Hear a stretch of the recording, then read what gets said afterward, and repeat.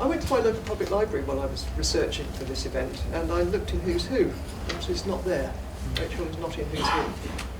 And I know that the inclusion is by invitation, and it's just possible, I suppose, that she was invited and said no. But it seems unlikely. She's also not included in any other general reference book that I could find, not even those devoted solely to famous women, you know, those kinds of directories. And I must confess I couldn't lay my hands on the Dictionary of National Biography, which might be there. And I believe that the International Who's Who of authors and writers does mention her. But apart from that, she's invisible, except where she's referred to by many, many, many, many writers. A few months back, Natalie Morris of BFI Special Collections learned that some of Rachel's books were being sold at auction, and asked the auctioneers to put her in touch with the family. Subsequently, Madeline Watt, her daughter, who I'm pleased to see is here tonight, approached Natalie with the idea of giving her some of the papers to keep in the BFI collection. And we heard from Natalie that Rachael had died. And this was a shock, particularly as it turned out it was 4 years previously. There was no information, no obituaries, nothing. You know, there's not even a death date in Wikipedia, and of course we all rely on that so much. We finally found a death notice in the Lucy Cavendish College Review for 2015, and then traced it down through the Births, Marriages and Death Register, but that was it. Which was one reason that Janet and Chris and I asked the BFI to see if we could put on some sort of event to commemorate her life and work. Now, as many of you will know, Rachael was the daughter of David Low, the New Zealand cartoonist, who at the time she was born was working for the London Evening Star, which I believe was about as left-wing as you could get in those days. Her mother was also a New Zealander. Rachael got her degree of BS of Con in Sociology and Economics from the London School of Economics in 1944, and was immediately conscripted into the Ministry of Economic Warfare, where she remained until the end of 1945. After this, she went to work for the BFI Library, the Information Department, and the research officer there was Roger Manville. He had the idea of celebrating 50 years of cinema in Britain, so 1946, with the publication of the history of British film. Now, there are several versions of this story, but basically the BFI set up a committee, Chair Cecil Hepworth, to quote Martin Butler's book, to look into the possibilities of publishing a comprehensive and authoritative history of the British film, which up to that time was poorly chronicled. And the first volume of this, authored by Rachael, with Roger Manville's name also on the cover, not least because she wasn't very well known at the time, covered 1896 to 1906, and appeared in 1948. By this time, both Manville and Low had moved on to the British Film Academy, which is now BAFTA.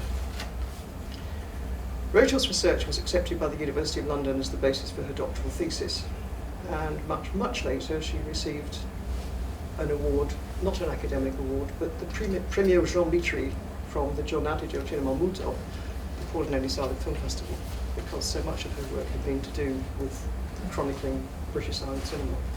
Sorry, could you speak up? I tried, I'm sorry. While working on her history, Rachael wrote a couple of articles, one for Sight and Sound in 1947, and one for the Penguin Film Review in 1948.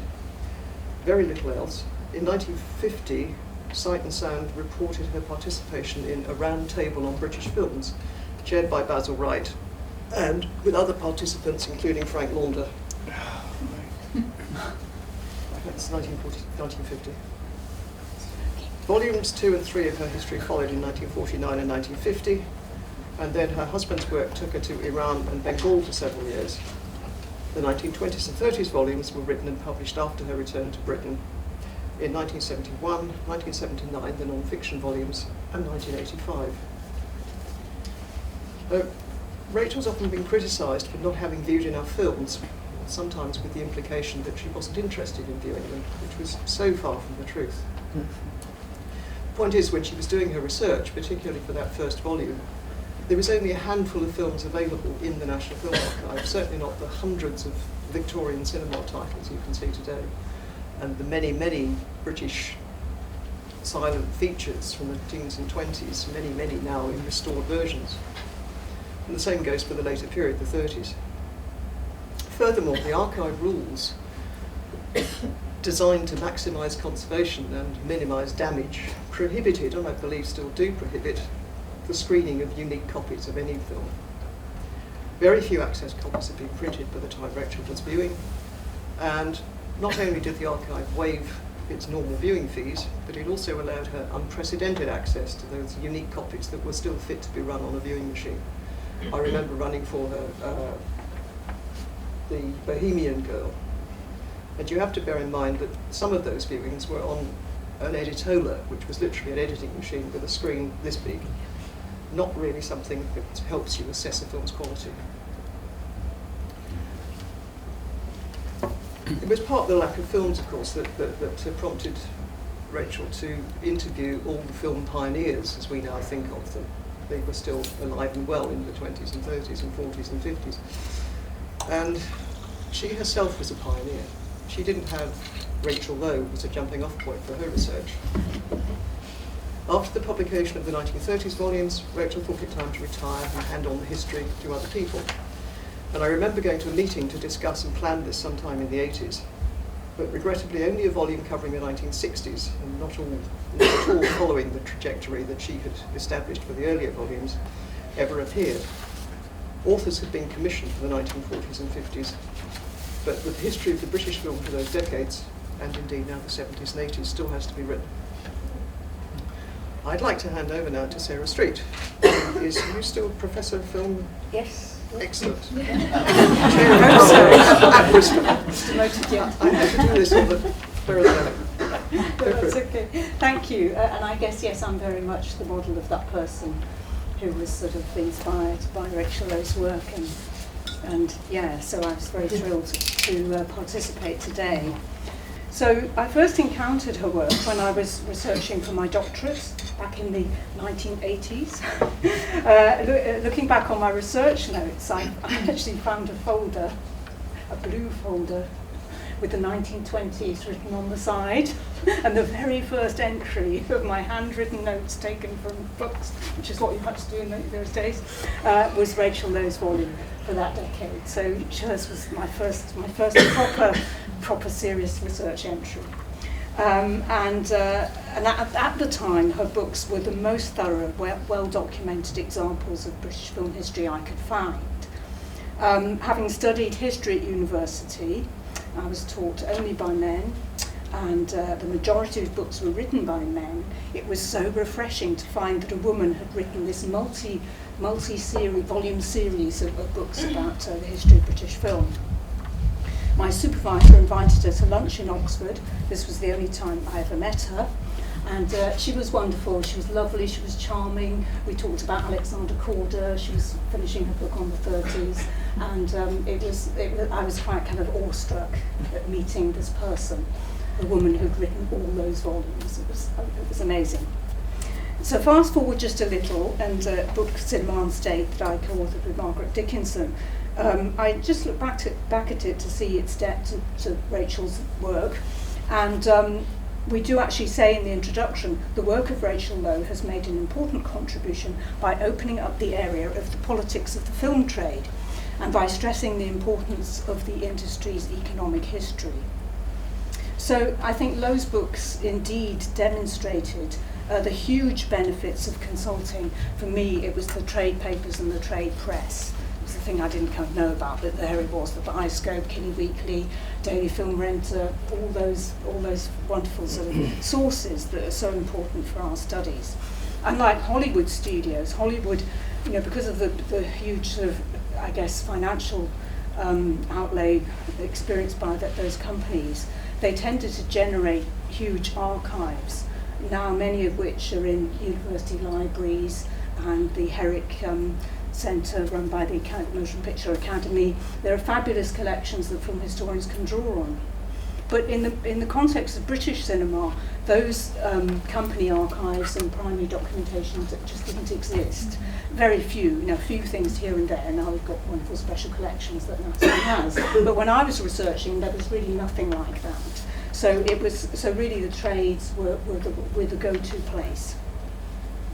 And so the trades were invaluable sources of information, statistics, opinion, often a key to understanding the complex issues which fractured the industry, gave me a fantastic understanding of the industry and the different sectors: production, distribution and exhibition, and at times those three sectors having completely conflicting interests and the really important ramifications that had.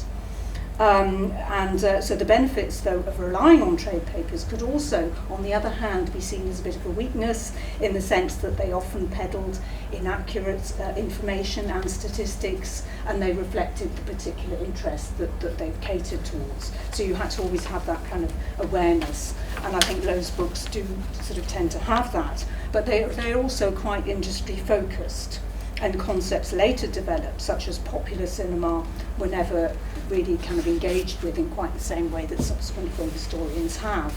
For example, Rachael Low is very dismissive of the quota quickies, which were the films made, cheap films made in response to the Films Act of 1927, which protected British films by requiring them, renters and exhibitors, to handle and show a certain percentage of British films. This was the kind of kickstart of the British film industry, got it going for the 30s. Now these films have actually been re-evaluated and seen as popular films that were often a wonderful training ground for directors and actors and other technicians. So there are things like that it's interesting to sort of observe what's happened to those subsequent histories. In Rachael Low's assessment of the 1930s, she was keen to stress that Alexander Korda's phenomenal success at home and in America with the private life of Henry VIII wasn't entirely to blame for the overextension of the film industry in the late 30s and a very serious financial crash that it experienced in 1937. But she was keen to balance that with the activities of the insurance companies at the time, which had given producers these kind of fly-by-night, paper policies, which in fact had no serious financial muscle, and they were partly also contributing to the cause of this. So she did sort of acknowledge that there was a complex financial thing going on, which led to this really serious crisis that was arguably one of the biggest that the film industry had faced so far in its then relatively young life.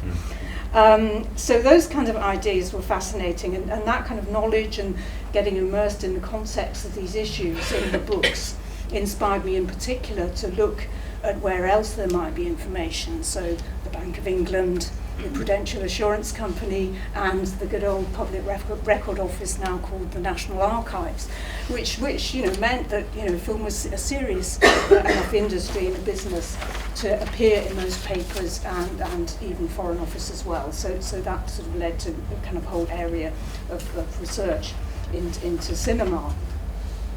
Now, I found Rachael Low's film lists to be absolutely invaluable, and there wasn't anything else comparable at the time. Those lists in the back of the books with all of the cast and the directors, and really interesting. They were invaluable, but if quite tantalising often, because so many of the films in the silent period are sort of lost, and as a researcher, it's often quite hard to get to see them. But at least they were there, and it was a really good thing to have. Today, it would be much easier to compile such lists, and we all rely on digital sources. The amazing Media History Digital Library does it for us. There are some trade papers are indexed, but she would have had to have done this all by hand. She'd had to literally count them. I've done that too, but she would have literally had to count the films. They're mentioned in the trade press and from the BFI's lists, but they were really important. She also interviewed veterans from the industry, but she tended to use these sources to verify facts or occasionally to offer new information. So I think that was her sort of idea about the role of the interview. We could perhaps talk about that later, because I think we might have some sort of examples there. But now, of course, nowadays there would be this idea that your collection of research data and materials can be used for other purposes by other people if they so wish. Whereas I think at that time, a historian's approach to their sources and their notes and the material. The book was the end result, and in a way the notes that went towards that weren't always, a thing in their own right. So I think that's a kind of interesting area.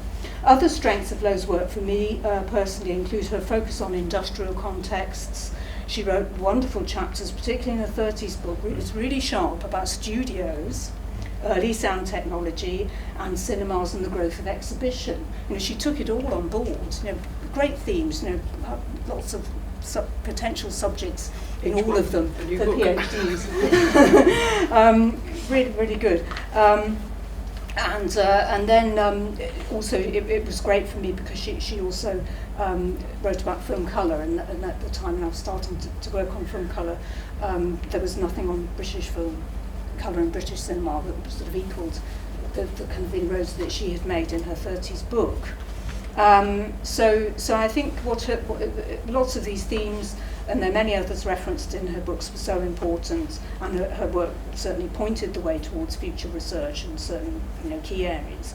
It's true she didn't do theory, not really, and her work was relatively isolated from how film studies was developing from the 1970s onwards. But as she wrote in the introduction to her book on the 30s, when she started out, she wrote, "The history of the film was not taken seriously as an academic subject." So her contributions certainly increased its chances of becoming so, in terms of establishing a model for constructing a history of the British film. Low's work, I think, was unrivaled for its detail and perception, and it suggested a path certainly forward for me and many others. So I'll stop there and pass on to Ian. But yeah. Thank you very much, Sarah. Some of the lists were actually compiled by archive staff to save her trouble. Oh, okay. No, because there was so much stuff there, and so many films that she was looking up in the 30s from the documentaries, that my predecessor in the viewing service, Jeremy Bolton, devised a way of collecting the information quickly on her behalf where those films existed. Right, okay. Which was, I think, Nostalgia. yes, but that's history. This is Ian Christie, who is, I believe, Professor of Film and Media Studies at Birkbeck. Not studies, history. Oh, just history? No, I Professor beg of your Film and pardon, Media History. I can't read my writing. I think I'm the only person who actually includes history Media history. in their title. All my friends and colleagues keep saying film studies. I just misread my I'm writing. sure that I really approve of film studies. All I can say is it has not turned out the way we once hoped it would. I printed this, like Sarah, I printed off something to keep myself more or less within limits, but I've printed it a bit small, so peering at it. These are my copies. I have two sets of Low, as it were, and you can see how many little post-its there are, and these are my working copies. I use the various volumes of Low's history constantly. It's very much a working document. I have one set in college and one set at home. And I met her on one occasion. I think it was in Nottingham, but I could be wrong. And I timidly asked her to sign my copy, so I'm the proud possessor of an autographed copy of Vol 1. I think she was rather surprised that I asked her. People didn't normally do that, but she responded, and here I have it. Best wishes. I also spent a fair bit of my life correcting people's misspelling of her name. Yes. A number of times I have written savagely, "No, Rachel with an A-E-L." So of course, she was already there when most of us started. An institution, in fact. I'm still proud of this. This is a treasured copy. And I was very proud that I gave a Rachael Low lecture. I think it was in Cambridge some years later. I thought it was really nice to step up and do something under the heading of Rachael Low to commemorate her contribution. And there's one blurb from the books, which some of you will know, which really stuck in my memory, which reads, "When Miss Low finishes her history, no other country's motion pictures will be so well documented. That doesn't come from a very reputable source. It comes from Films in Review, which I think was Morris Speed, wasn't it? But still, I believed that. When I first read it, I thought to myself, yes, we do have something quite remarkable. There isn't any other country that really has a rather minute examination of its early history, as it was then. And I think, you know, what was really striking for me when I started getting involved with film history, British film history, was that we had one that had a proper analytic framework. And I think Sarah's already mentioned this, the sense that Low hit on a way of not just telling a kind of jumbly story of filmmakers and films, but actually separating it out into ideas of the trade, the market, the general conditions in which film going. I mean, that I think is enormously valuable, and we've all benefited from that hugely. There's a lot to admire and learn from, and I think, you know, if we're honest, I speak for myself, and Sarah has already spoken for herself, we've all learned a lot from her sort of cool, analytical approach, even if it might seem somewhat remote from what she called the films themselves. There's a break in Volume 1. Part 1 is about the market and the conditions, Part 2 is the films themselves. And as Elaine has rightly said, the films are extraordinarily difficult to see. And indeed, that was not how people wrote film history. They didn't actually go and look at films. A, because they were hard to see, and B, because there weren't that many that you could see. So that's certainly not a fault. I did have a brief conversation with her, and I said I have a sense that you really enjoyed talking to some of the veterans more than others. And I mentioned the name of Henry Edwards. She smiled. Yes. I knew that she had really, that Henry Edwards, who was by all accounts a very charming figure, had made an impression. I was still using, and still am to some extent, using material and ideas from Rachael Low's work when I wrote The Last Machine, the series that I wrote for the BFI and the BBC back in the early 90s. But I think I was also beginning to see the limitations of her work. That probably started with my work on Michael Powell back in the late 70s and the early 80s. And Sarah's already mentioned that she was not very encouraging about the quota quickies. Michael Powell, of course, like almost everybody in later British cinema, started in quota quickies, and if there hadn't been the quota scheme, he would never have started in British filmmaking. I looked back actually this morning or last night at what she has to say at the end of Vol 4 about the quota, the coming of the quota, because it came into operation in 29. And she's very fair about it. I mean, this is when she's at her fairest. She's saying, well, on the one hand, people said this, on the other hand, people said this, and it's really quite carefully laid out. She weighs up pro and con the quota. But I think she did contribute in what she said in that book and later in the 30s to the old canard that we've had to struggle against for so long, which is that British filmmaking in the 30s was rubbish. Everybody was ashamed of it, etc., and it needed quality to emerge out of this quagmire. I think she did play a part in, if you like, authenticating that view. Maybe because she did quote such a lot of evidence. Maybe it wasn't her own point of view. But if you look back at what she says at the end of the Vol 4, then I think you do begin to see the problem. And I think the problem actually is that a lot of her editorial comments are very moralized. Really extremely moralized. And I would love to know where that's coming from. Maybe this will emerge in the course of this evening. I mean, if you look at, for instance, a film that I and some others here had a lot to do with, Piccadilly, the British International Pictures discovery, as it were, of some years ago, which really had a huge exposure and did a lot to rehabilitate British silent cinema, silent era cinema. You sense a real sense of disapproval. She describes its predecessor, BIP's previous film, Moulin Rouge, which we commissioned a score for, from Mike Westbrook, no less. She describes it as tripe nonsense. Not so dispassionate. And then she quotes close-ups put down, this is of Piccadilly, and Paul Rother's extremely qualified praise in Film Till Now. Close-Up hated British cinema. They couldn't think of anything bad enough to say about it, so Close-Up automatically put down Piccadilly, of course. But Paul Rother is kind of judicious, but he's pretty negative about it. And you sense Rachael Low's disapproval. What she seems to disapprove of is its cosmopolitanism. She seems to buy into that old notion that it's not properly British because all these Germans worked on it. And earlier, and I'm going to quote this, she characterized BIP's, British International Pictures output as, quote, tending towards slightly sexy society or exotic glamour, but always glamour.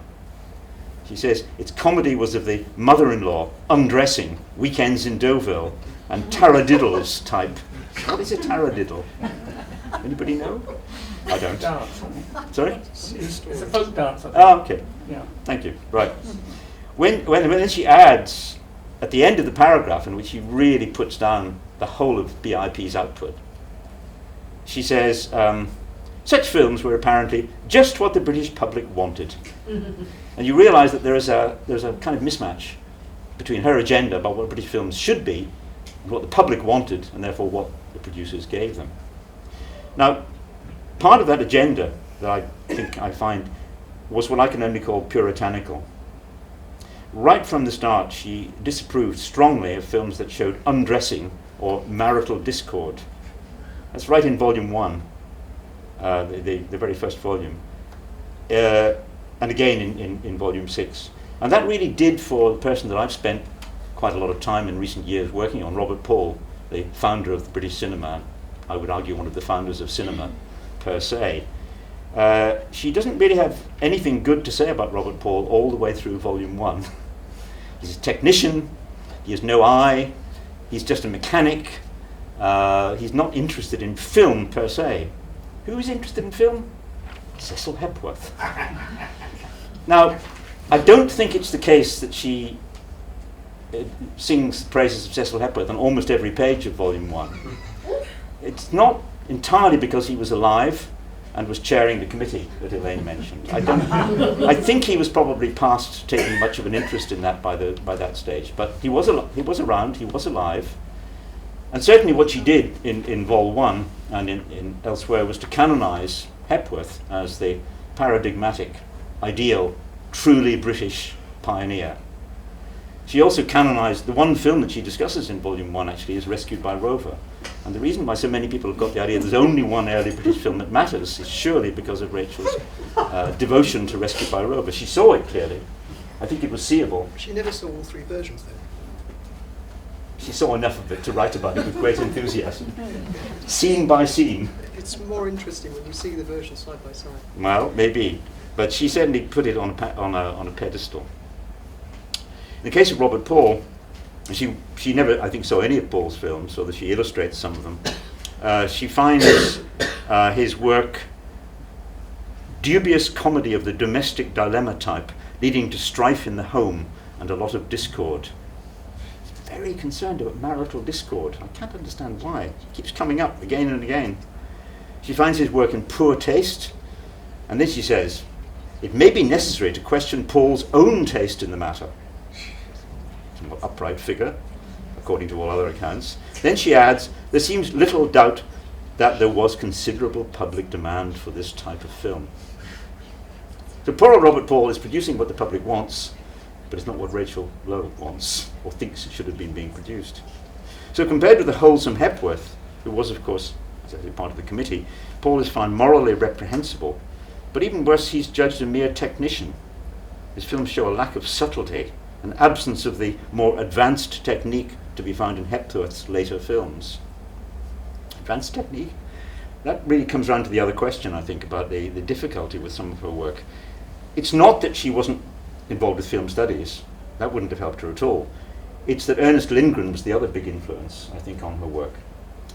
Ernest Lindgren must have been a terrifying figure, enormous authority, very firm, very clear in his judgment.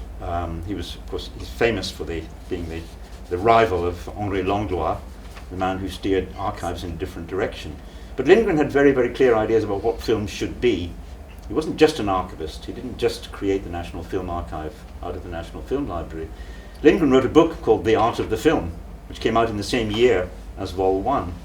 And if you look at that, it's a very interesting book. It's extremely dogmatic about what are the proper aesthetics of cinema. It's being filmic, using montage, shooting on location where possible, etc. All of those are things that Rachael talks about as being essential. And she laments all the filmmakers who don't go out and shoot on location and people who don't have a properly filmic approach, which I think is a problem, because she had obviously imbibed, she was a young woman when she did this, surrounded by these older authority figures, and I think she imbibed their sense of film aesthetics, which was very late 40s.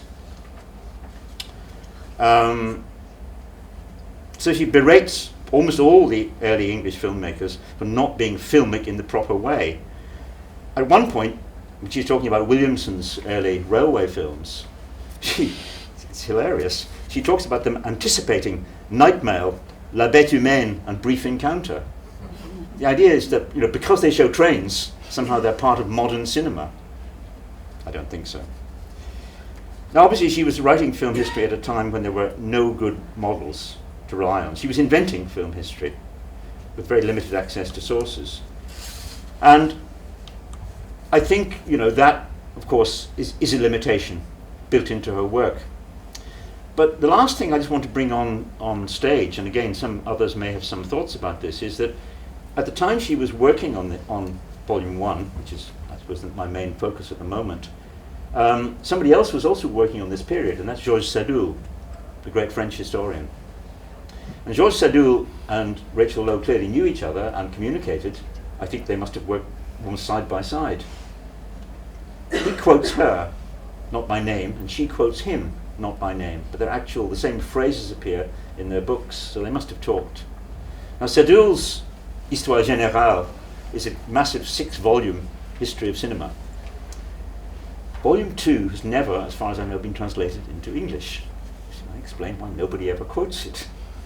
Volume 1 has been translated, and the later volumes have been condensed, but not Volume 2. And Volume 2 is the absolutely crucial volume. It deals with the transition from the beginnings of cinema and pre-cinema through until about 1910 or so.